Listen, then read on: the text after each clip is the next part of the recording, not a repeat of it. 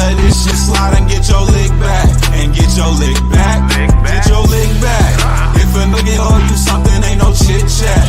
Better stay up out the way, don't get your dish splat. Stop letting this shit slide and get your lick back. And get your lick back. I feel like I'm JX. J-Way.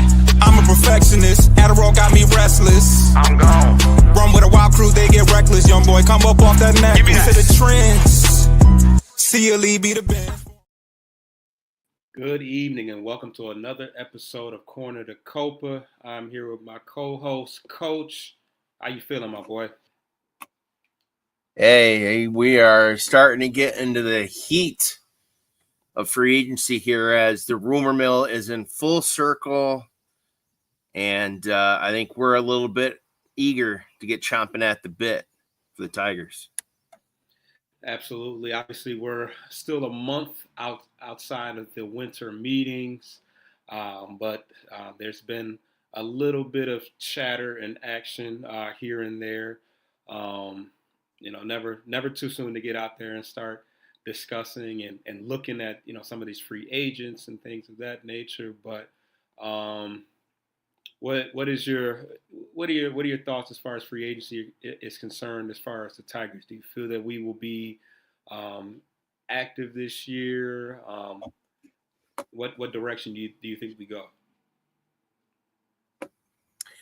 I think they have a wider window of opportunity this year in terms of what's feasible, whereas obviously in the last few years prior, they weren't looking to make any major moves and focusing on the development of their core. And boy, did we see that really flourish after a very frustrating, spring/early summer prior to their run before the All-Star break. But we'll see though. I don't think they're going to splurge all their potential this offseason. I think they're going to be a little more deliberate about it. I really do believe that they'll make us a big name signing, what we would consider maybe a big name signing this year, along with one or two supplemental players, and then maybe go get another guy next year as the free agency options become a bit more fruitful for us compared to this year, just looking at guys that are not under team control, UFAs specifically. So it'll be interesting. I know there's a lot of names out there that are being tossed around for big money contracts, after Shohei got his the other year. So, I don't think we're going to be in a race for that per se, maybe just to jack up the price a little bit for the competitors. But it's going to be interesting. And I see we've already got a couple comments from our boy Troy. Yeah, so Troy said his first comment says they're saying Detroit's offer to Scooble wasn't competitive. If we're already lowballing Scooble, we might end up trading him. I think this is just due to the fact that we have several years of control, and with him, I guess just with his age and the fact that he's produced maybe a year and a half of good work. I think that they just want to be cautious and not, jumping out there too soon. But, I certainly would feel a little bit more content and comfortable just locking him in because he is the best pitcher in baseball right now. But, obviously they've decided what they've decided how they're going to attack that situation. So, what do you think about that, Coach?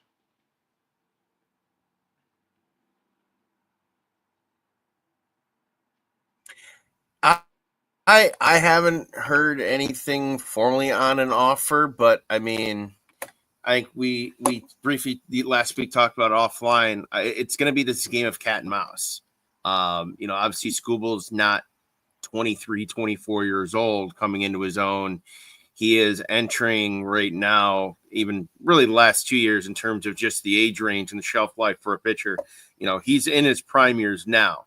He's only going to probably get one big contract, and that's probably going to be it. So the issue, not really the issue, the standoff, if you will, the Mexican standoff is you've got team control of him for 2 more years, which he'll be then 29 at that point. And his value right now for him and his team, his agency that's representing him. This is his most valuable right now.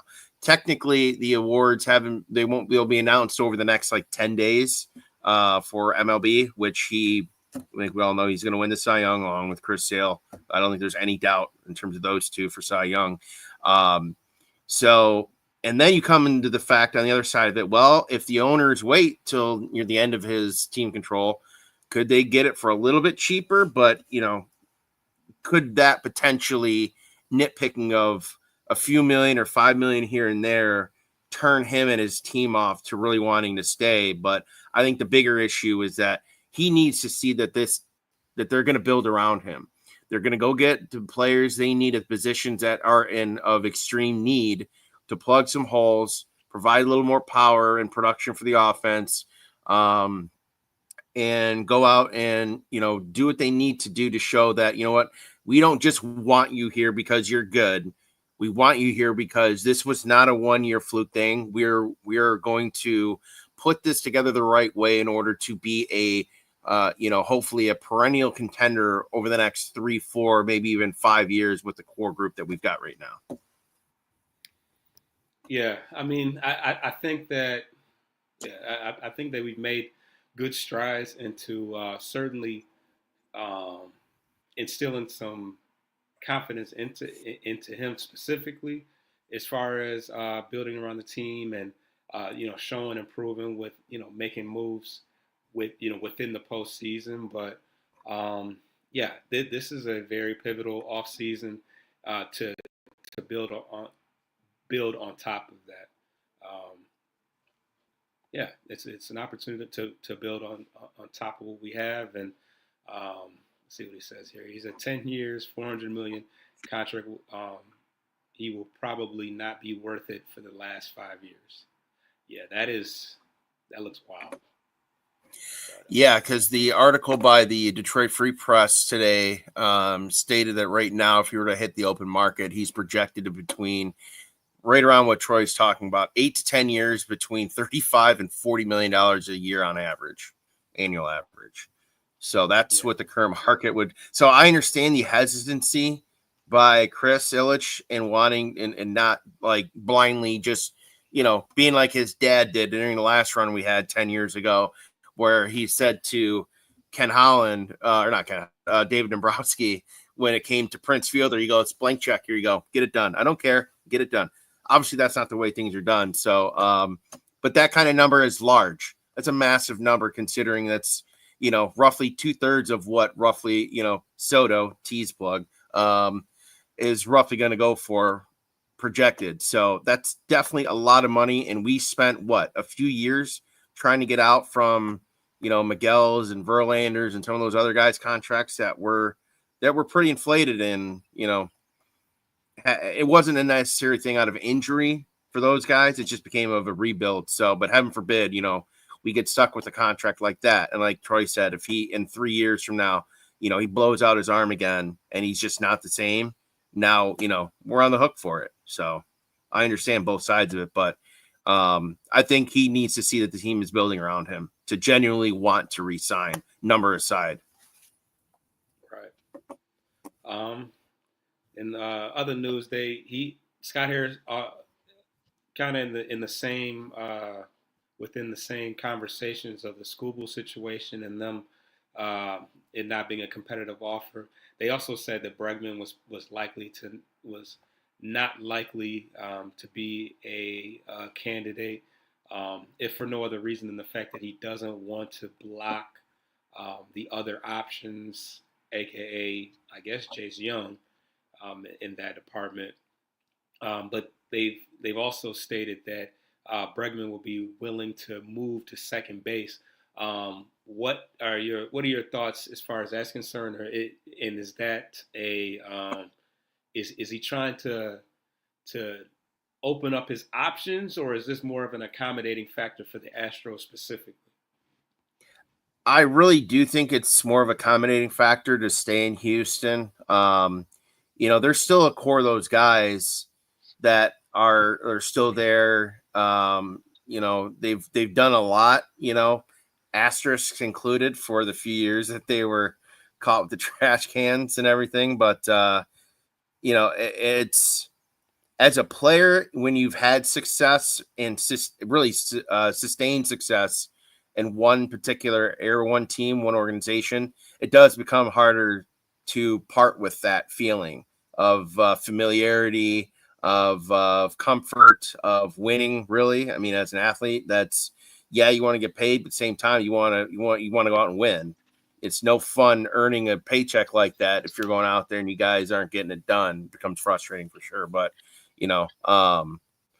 it's I think he wants to stay. Altuve's been very adamant about it since the night we eliminated them in the playoffs to get him back. And it had been speculated too about a week ago that he would consider taking less money in order to stay, in addition to moving over to second base to help out the ball club. Usually those are pretty strong indicators that is accurate, that they want to stay with that team. He unlike what we had, Gleyber Torres and the Yankees refused to move from second base when they called up that prospect earlier in the year. And he's like, nope, I'm not moving. Why should I? No way. Even though he was ranked one of the worst second baseman in the league almost all year. So, but I digress in that department. And look, I feel like if Bregman's going to leave, it's going to be for a ridiculous amount of money. Like, otherwise, why? If you're him, otherwise, why leave? You're still going to make 20-25 million at Houston instead of 30-33 somewhere else. That's kind of the things they have to take into consideration. Right. Hold on. Let me get back to the comments so I can get that out the way. And actually, that kind of transitions right into one of the I don't know if you saw the graphic, but Gleyber Torres, they had the Tigers as being one of the top 5 candidates that could be interested in him. Do you see a fit? I mean, like you said, he played second base and he was not willing to move off of second base. But do you see anywhere? I mean, I can a little bit as far as the right-handed bat and the power is concerned, but do you see a role or a fit for him in the Detroit Tigers uniform?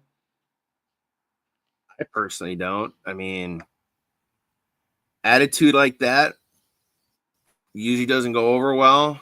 And I mean, I get it. Change of scenery for guys at times is necessary to kind of, shake some cobwebs off or clear the mind and just be able to produce better or feel like you're playing better. Even the numbers aren't showing it. But we got Cole Keith locked down at second base. Sweeney's going to be the opening day shortstop at, beyond that in the All-Star break. I don't know. As of right now, I mean, they've got bigger needs elsewhere, If Javi's healthy, you think that Sweeney starts over him?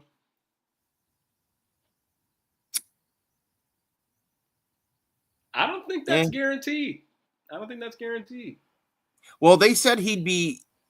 They kind of left it up like they weren't sure if he was going to be ready for opening day per se. So, I mean, even then with those 2 shortstops blocked, and then you've got your corner infield is really what you need in terms of a signing for better production. First and foremost, I know we talked about it early on, and it's picked up steam over the last week or so for, Anthony Santander of the Orioles, right fielder. If we start talking guys signing for outfield for 3, 4, 5-year deals, making 20+ million a year, then there's got to be a trade outgoing somewhere in that outfield core.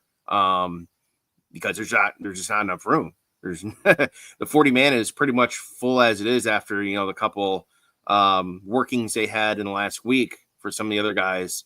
So I don't know. I mean, obviously pitcher is a need generally, whether it's bullpen or starting. Obviously I'd like to see a starting pitcher, but I think it depends. If Javi's ready to go, I think they'll start him, but I don't think he'll play nearly as much as he did at the start of last year. Try to keep him healthy and reserve whatever trade value may be left in him. Because he's gonna have to show he can still play a little bit after that surgery and rehab.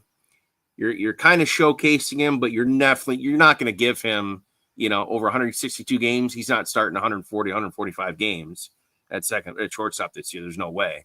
Not with the momentum. I mean, look, call a spade. They were great without him. They were spectacular without him. And that's unfortunately, that's the way it's got to be heading into next year at that position. Because if you start that and he's out there just absolutely stinking it up, I mean, it becomes, the elephant in the room. The fans are not going to let that slide. Because, I think that you're going to see, outside of some rough weather early in the year, I think you're going to see a lot more support and just vocal, and they're just going to be more vocal now that the team's good. You're gonna see a trickle down effect from the hype of last year. So it's going to be hard to justify. But we're going to continue some of the rumor mill stuff on the other side of this break.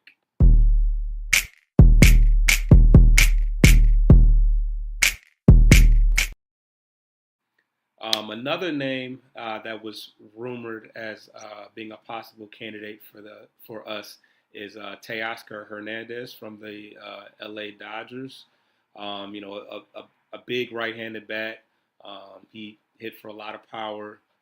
I think he was in the home run derby last year. He's obviously a World Series He won it now. Yeah. Sure he won it. Did he win the? Okay, yeah. Home run derby, yeah. What do you see him as a viable fit, and in what way does he will that affect our current makeup? One thing I want to touch on him briefly, he came over from the Mariners originally before he went to the Dodgers. Safeco out there at Seattle has been rated the year in and year out the most difficult ballpark to hit in as a batter. Doesn't matter if you're home or away. It is so hard to hit there just because of the backdrop they have and the lighting. It's more difficult than anywhere to play. So are we really surprised that he absolutely balled out this year in LA, which is also not necessarily a hitter-friendly ballpark? Dodger Stadium is very big and open. But like Santander and him, I would say it would make sense if it doesn't prohibit us from signing another player position of need per se. But I mean, dude's got legit power. I don't believe he's a liability defensively, so he won't lessen the outfield defensive ability out there. We got all-star in Shane Green. We've got a future Gold Glover in Parker Meadows, and obviously when he's playing out in the outfield, Ryan Bierling's also he's been a very good outfielder in the games that he's played out there for us. So it'd be interesting to see how that works. But if we do sign a guy like that to a 4 or 5 year deal, someone that's on the team now is going to be going out, because I don't think it would be wise for them to, send Perez down because he's still going to be on the 40 man. So you send Perez down, you sign him. Okay. Now you lose some of that flexibility that I know, Hinch loved to have, pinch hitting situations and all that, righty lefty in the numbers. So, I mean, the signing alone, I think would be great. I mean, you could market around that with the other guys, and it would really kind of get the heads of everyone else in the league. Like, okay, Detroit's not, poo-pooing this opportunity. They're going about it the right way. They're making legitimate attempts to boost this team heading into the next few years. Yeah, I think that it would definitely be a big splash, and would definitely turn some heads around the league, as far as just the simple fact that they're ready to spend some money and really make a push at a World Series with an actual World Series champ. His hitting accolades kind of go without saying. Just to kind of give you an idea of where he's at on Baseball Savant fielding wise, the fielding aspect of it is the part that's leaves some to desire. He's got a -9 outs above average. because he's got a two in the 2 percentile as far as range. He has a 21 arm value, but he does have a strong arm. He's in the 70th percentile as far as arm strength. But he's also in the 83rd percentile as far as sprint speed. So it's not for lack of fleet of foot, but for whatever reason, that his fielding has, as he's strengthened himself in the hitting category. He has struggled some defensively, but you know he's a guy that they could definitely trade off with on some days with Kerry Carpenter. You throw Kerry Carpenter in the field, and then Veerling probably gets less looks at that point, but then again, that's a guy that can play third base and could also be used at first base as well. But yeah, you put Hernandez in the middle of that lineup, and you got some hell to pay with a Kerry Carpenter, a Riley Green, a Cole Keith. I think that I think that the Tigers faithful goes crazy if we make a move like that. But defensively, we do like guys that he's not the prototypical guy that we would ideally look at as far as a AJ Hinch, Scott Harris guy, because he does strike out quite a bit. He has his whiff rate and his strikeout rate are 10th percentile and lower, but he's going to hit the ball out of the ballpark, and it's going to make up for it. For every strikeout he gets, a couple strikeouts he gets per game, he's going to put one in the seats. Where I kind of see him like a Kyle Schwarber kind of player. You're going to swing and miss a lot, but boy, when he does connect, when he makes contact, it's going to go, and it's going to go where no one can catch it. So yeah, that's the trade-off, but that's kind of the beauty of it too. We go back and forth with him and Santander, who is a little bit better defensively, hit for a little bit better average, still hit for pretty much similar power, and was on a lineup with that Baltimore team where he didn't have to be that go-to guy. They had everyone else with him around there, and he was kind of able to kind of be like, all right, I can just do my thing. I don't have to put pressure on myself, and he had a great year. So I think between those two guys, it's very intriguing for sure. Now, whether those are legitimate options in terms of our range, I think, time will tell. But those two guys, just thinking about having the power in the lineup kind of gives me some goosebumps. But of course, those are only two names out there on the list. Absolutely. And yeah, Troy, you said not free agency related, but Thayron Lorenzo looks like a beast. Yeah, I want to say he won MVP, if I'm not mistaken. He did. He also won the All-Star, the All-Star MVP? Yeah. Because they had an Arizona League All-Star game as well. The Fall League, yeah. Or yeah. Not Arizona. Is it in Arizona? It's either there or Florida, could be. But yeah, he hit that absolute tank shot. Yeah, we both definitely saw that one, and yeah, it's exciting. People, venture to say catcher of the future, maybe too soon, but he's pretty much torn it up the minute the minute he got to town. Actually, he was a loon, so he was already in Michigan, but I'm really excited to see where his game goes when he gets to. He'll be in Erie, or where's Single A? Single A is in West Michigan. Single A is Lakeland. Well, it's low A. Low A is Lakeland. High A is West Michigan Whitecaps. Yeah, right. But I gotta think that after a fall like this, they're gonna try to bump him up to Erie real soon to see where he's at. And I know they got Hicks, the guy from Texas. I think he's the Erie catcher right now, but he might get moved up to AAA just because I think we have Andrew Ben Boom or something like that. I don't think he's he might not even return to the team this upcoming year. But yeah, he looks good. We still have options with Dingler too. So I mean, it's not a True. guarantee he stays with the club opening day next year. So he's got some options. But yeah, I mean, to that point though about Lorenzen, the other catcher, Dingler's going to have to prove it here in the next year. He doesn't have as much time as we thought he had to develop like the rest of the guys. So he's going to have to prove that last year in Toledo was not a fluke heading into next year. Yeah.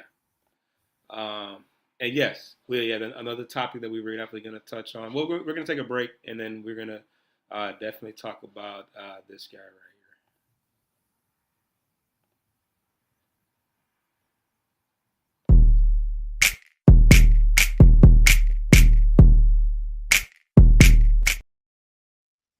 All right, Troy says Roki Sasaki is the next Verlander. Ooh, bold prediction.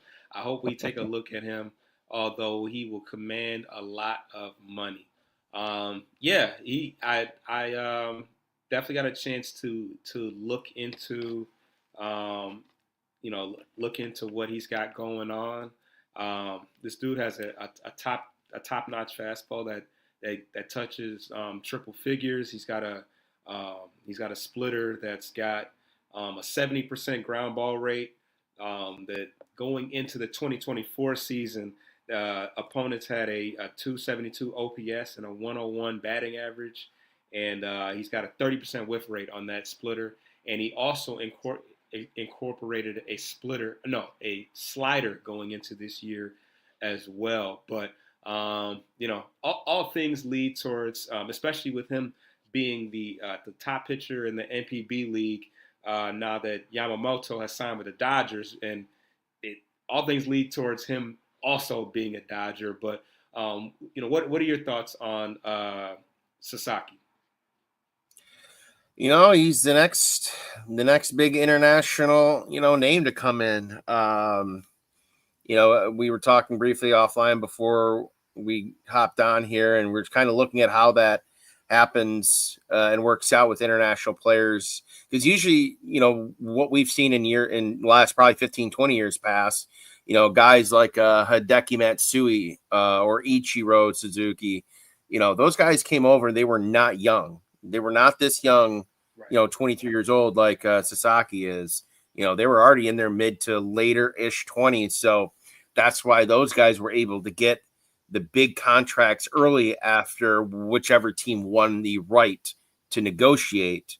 But the way that it was broken down was the rule, the way it is with Japanese players coming over that are under the age of 25, there's a certain pool of money that's available for teams that can be used to sign these players, but they can only be signed to a minor league deal. So until he turns 25, right now, based on that, they said Dodgers are really the only ones that are going to be able to have enough money in that pool allotment, which is $5 million over 2 years, to be able to afford him as it stands right now. It doesn't seem like anyone else really has comes close to that type of allotment left of their own respective pool in order to make a push for him. And what is the theory behind that kind of capped amount of money? Is it to protect teams from overspending for guys that young, or what? I think it's more for the Japanese league and the players. It's to protect them and their leagues, because their production and game day stuff that they put into and marketing is it goes just as hard, and it's just as fun and entertaining for the fans as it is for us here in Major League Park. So it's a big deal over there. Doesn't matter if it's in Japan or Korea. Their baseball leagues absolutely go hard. And in fact, I'd be willing to say too that their actual in-game environment with the fans and the interaction engagement, it might go as hard as like a Super Bowl.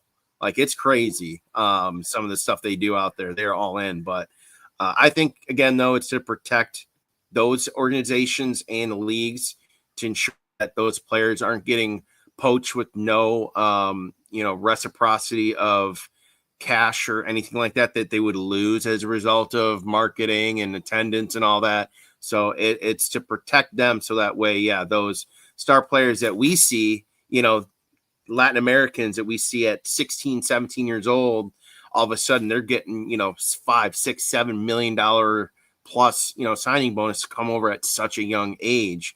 Well, then those leagues are deprived of that, young stardom, if you will. So it's just in fairness to make sure that, the leagues don't potentially go under or teams suffer as a result. Yeah. And Troy said, it sounds like Troy's been pretty up on him already, but he said he had 19 Ks in a perfect game over there. That sounds pretty insane. And I guess when you got a fastball that's upwards of 100 miles an hour, has a 19-inch vertical break, and has a whiff rate of 25%. 19, that's nasty. Yeah, that's crazy. I mean, that's what, there's 27 outs, right?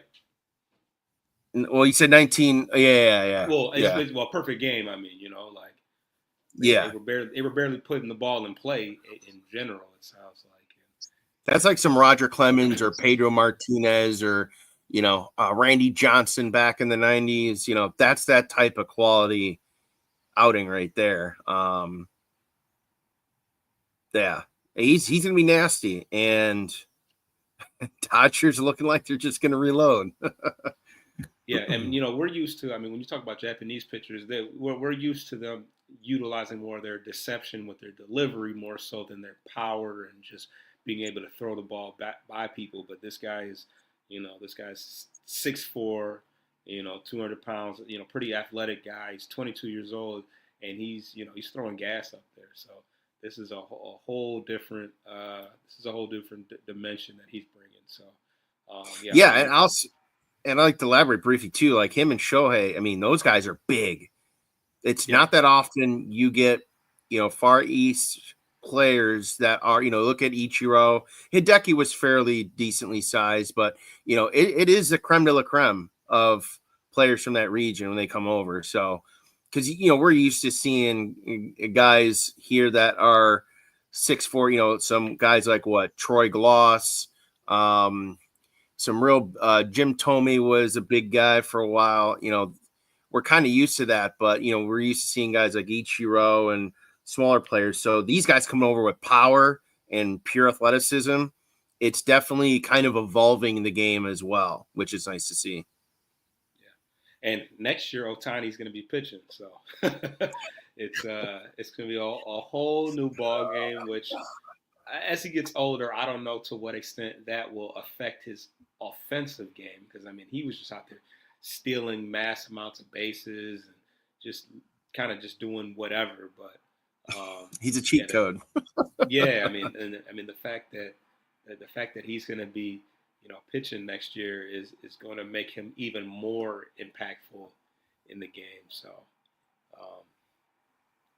we will see. What else do we have? Are there any notable early free agent sightings to speak to as of now?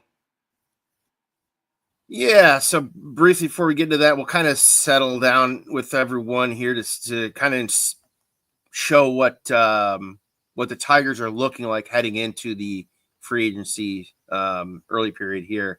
So obviously we know that they cut Shelby Miller in season.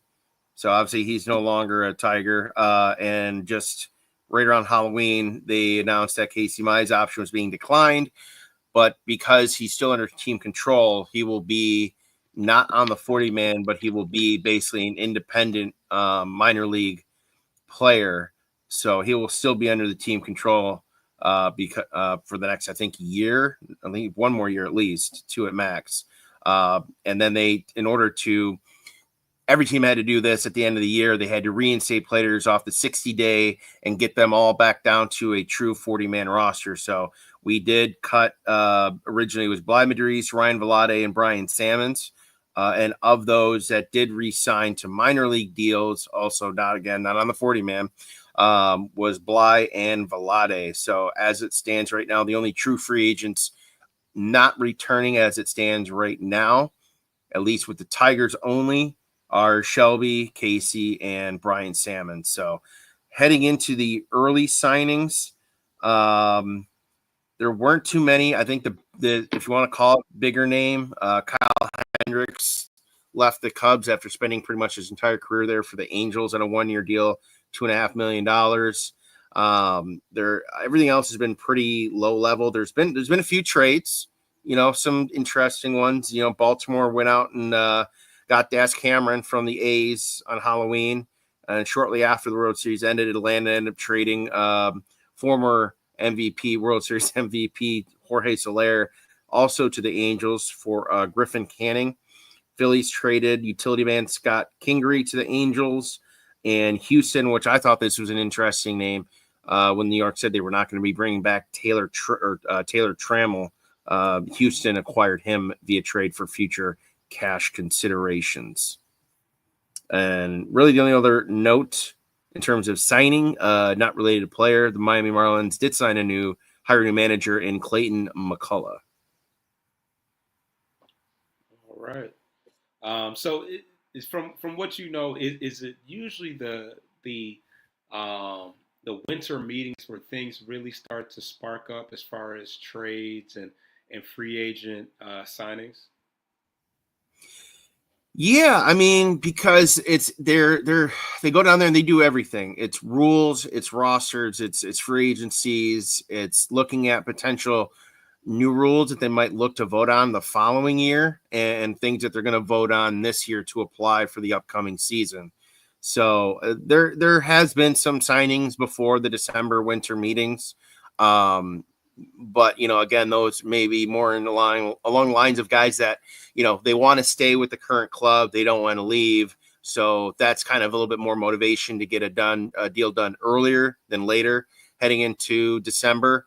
And obviously, usually once the first couple names start to go in terms of tiers, if you get a couple tier 1 guys, like we'll just say it for this year, like Juan Soto, or Bregman or Willie Adames, once those guys start to go and set the market for those extensions, or even just new team signings, then usually guys below them in terms of value projected, that's when those contracts then will start to filter down and have a trickle down effect. Now that there's a set number for these guys, now the agencies, the owners have a good base on where to go pretty much for everyone else. So it may not happen right away. It usually doesn't. It takes a few signings at different positions. And then once that happens, then you usually start to see, the proverbial floodgates of additional signings. Absolutely. So yeah, by the next time, well, we'll see. The winter meetings don't start until December, I believe, the beginning of December. So Yeah. We still got some time, but um, certainly if we start hearing some things, or the Tigers start making some moves, we'll definitely keep you guys up to date on that. Um, but yeah, I think we pretty much covered everything, unless there was something else that I missed. Um, Not really. I do want to go over quickly. There were some names of options that were declined, whether it was a player, club, or mutual option that now renders this player free agent. And there were some interesting names. There was only a handful here. Seattle declined Jorge Polanco. The Orioles, which we expected, declined the option when they acquired Eloy Jimenez from the White Sox. Anthony Rizzo, the Yankees, his option was declined. I kind of think we saw that one coming, given his down year offensively. Don't even get us started on that ground ball with Garrett Cole. That's all Garrett's fault. No. Gary Sanchez, the Milwaukee Brewers, was declined, and David Robertson with Texas had a mutual option that he declined.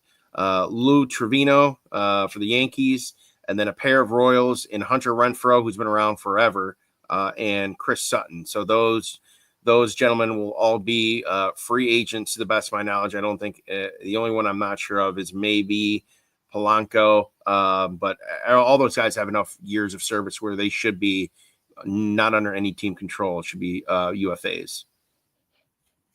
yeah, some interesting names, but nobody that really jumps out that it's like, oh, we got to go get them type deal. But True. Yeah, most of these guys were acquired at a deadline, like Aloy.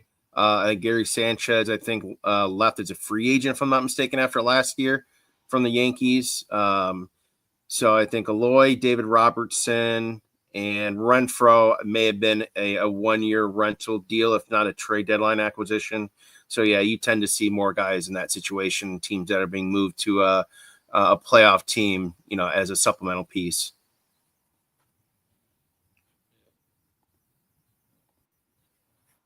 Yeah, and as I stated previously, we'll definitely keep you guys posted as we get deeper into the off season and start um, seeing more moves happening, whether it's free agency and trades.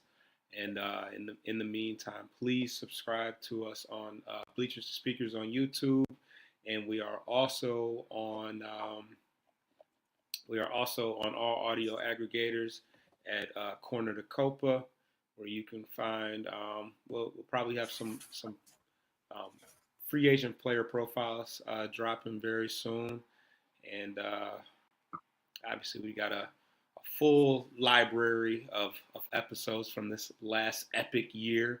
If you want to catch up and just enjoy the ride that was our first season of action as far as Corner de Copa is concerned, but a playoff run for the Detroit Tigers, very rare in this era. Um, but yeah, we are closing out.